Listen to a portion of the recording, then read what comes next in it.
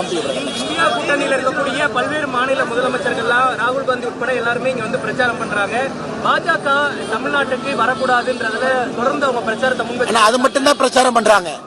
யாரும் ஸ்டாலின் ஐயா முதலமைச்சர் ஆகணும்னு இதுவரைக்கும் யாரும் பிரச்சாரம் பண்ணல.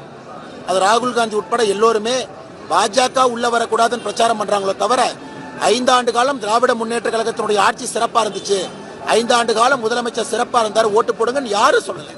எந்த கட்சி தலைவரும் முதல்வரை ஆதரிச்சு பிரச்சாரம் பண்ணதை நான் பார்க்கவே இல்லை.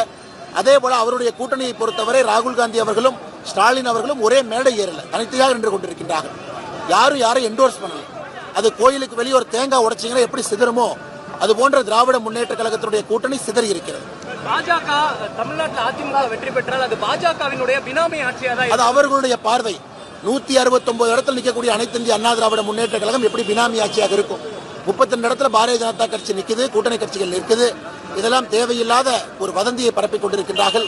தமிழக மக்களுக்கு தெளிவாக தெரியும், திராவிட முன்னேற்ற கழகத்துக்கு எதிரான வாக்க ஏப்ரல் 23 செலுத்திருக்கிறார்கள். அதிமுக வெற்றி பெற்றிருந்தால் பாஜகவினுடைய உறுப்பினர்கள் அமைச்சரவையில் இடம்பெறுவார்களா?